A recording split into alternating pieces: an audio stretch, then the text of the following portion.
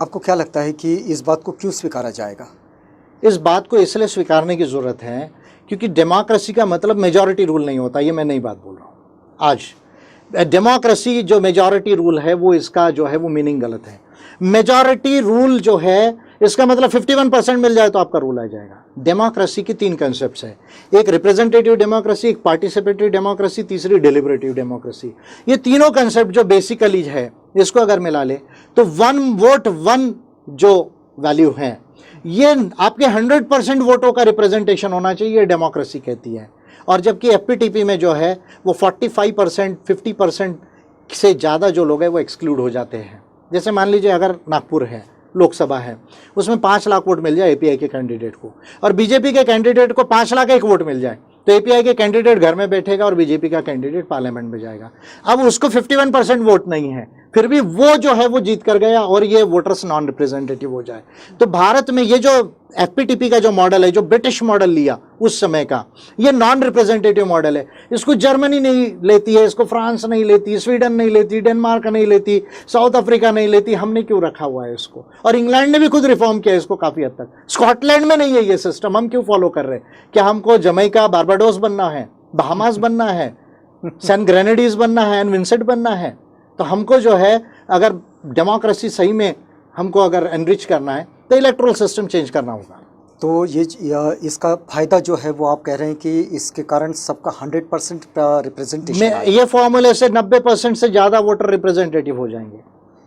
और छोटी पार्टी हो, माइनॉरिटीज़ के लोग हो, गरीब लोग हो, वो भी चुन के सीधा पार्लियामेंट जा सकते हैं। लेकिन एक दूसरी बात भी, अभी पिछले दिनों जैसे सुप्रीम कोर्ट ने एक डिसीजन दिया था कि जो प्रतिनिधि है जो इलेक्शन लड़ रहे हैं तो उसमें अगर वो फिर इलेक्शन लड़ रहे हैं तो उन्होंने पिछले 5 साल में उनका जो संपत्ति का ब्यौरा है, उसका जो स्रोत है, वो स्रोत भी वो दें और वो लिखें।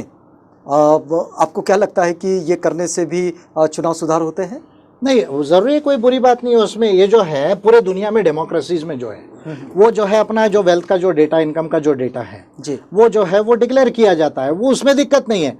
मैं कह रहा हूँ कि आप जो है आपको ये चीज़ दिखती है, वैसे तो ये सुप्रीम कोर्ट का विषय नहीं है, मेरा क्लियर कहना है, ये विषय पार्लियामेंट का है। तो जो विषय सुप्रीम कोर्ट का ही नहीं है, मुझे उसमें ज़्यादा अहमियत देने की जरूरत नहीं है सुप्रीम कोर्ट को। Supreme court is not supreme, you see, constitution is supreme और हमारी जो स्कीम ऑफ कॉन्स्टिट्यूशन है उसमें पार्लियामेंट को सुप्रीमेसी दी गई है। तो इसलिए सुप्रीम कोर्ट कभी कोई डिसीजन देता है, वो क्यों होता है? ये एनक्रोचमेंट ऑफ द डोमेन क्यों होता है कि ये जो जुडिशियल एक्टिविज्म नहीं है, जुडिशियल एनक्रोचमेंट है। क्यों होता है? जब पार्लियामेंट अपना फंक्शन नहीं करता है, जब एग्जीक्यूटिव अपना फंक्शन नहीं करती है, तब होता है। मैं कह रहा हूँ कि सुप्रीम कोर्ट कह रहा है कि ठीक है ये कर लो, आप डिक्लेयर कर लो, कोई दिक्कत नहीं है। मैं कह रहा हूँ कि भाई कोई चुनाव लड़ने के लिए कैंडिडेट को और पार्टीज को पब्लिक फंड देने में क्या दिक्कत है आपको?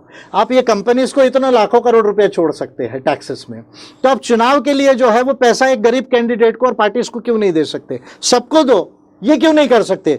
दुनिया में अगर मैं डेटा बताऊँ 134 कंट्रीज में पब्लिक फंडिंग है, यानी चुनाव लड़ने के लिए कैंडिडेट्स और पार्टीज को जो है पैसा मिलता है। भारत में क्यों नहीं हो सकता है? तो आप चाहते हैं कि ये भी बदलाव हमारी संसदीय प्रणाली में आ जाए? मैं सब बोल रहा हूँ, ये मेरे बिल की इश्यूज है। मैंने ऑलरेडी नेशनल इलेक्टोरल फंड का प्रोविजन किया है इसमें। अच्छा। और कैलकुलेशन करके दिया किसको कितना पैसा मिलना चाहिए। क्या मीडिया से रिलेटेड भी कोई बिल?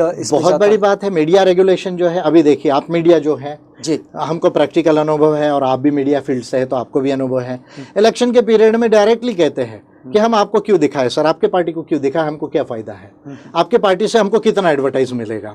अब मान लीजिए आपके पास में पैसा नहीं है क्योंकि आप तो जनता के पैसे से चुनाव लड़ रहे हैं, आपके पास अंबानी तो है नहीं, तो फिर आप जो है वो आपको नहीं दिखाएगा, आपकी टैलेंट को, आपकी पॉलिसीज को बिल्कुल नहीं दिखाएगा। मोदी को दिखाएगा, मोदी को दिखाएगा और किसी को दिखाएगा, जिसका पैसा मिलेगा वो दिखाएगा। कितना समय दिखाना इसका कोई रेगुलेशन नहीं है। तो दुनिया में जहाँ पर देखिए, मैं 2-3 आपको, Venice commission for democracy European union का, फिर इंटरनेशनल आइडिया जो एजेंसी है यूनाइटेड नेशंस की, ये 2 लोगों ने दुनिया में सबसे ज़्यादा इलेक्टोरल सिस्टम पर रिसर्च किया। 2 एजेंसीज है पूरे वर्ल्ड की, और उसमें पूरे वर्ल्ड में कैसे कैसे सुधार है उसका स्टडी है। दुनिया ने जो है मीडिया रेगुलेशन का लॉ इलेक्शन को लेकर, क्या लॉ है? एक, सबको दिखाना है, सबकी पॉलिसीज बताना है, सबकी एडवर्टीजमेंट करना है। एडवर्टीजमेंट का रेट आप लॉ जो डिमांड एंड सप्लाई पर नहीं डिपेंड होगा, जो है इलेक्शन कमीशन या जो भी कमीशन रेट डिक्लेयर करेगी उस पर होगा। और इन चीज़ों को अगर आप नहीं मानेंगे तो इलेक्टोरल ऑफेंसेस होंगे और आपके ऊपर फाइन लगेगा।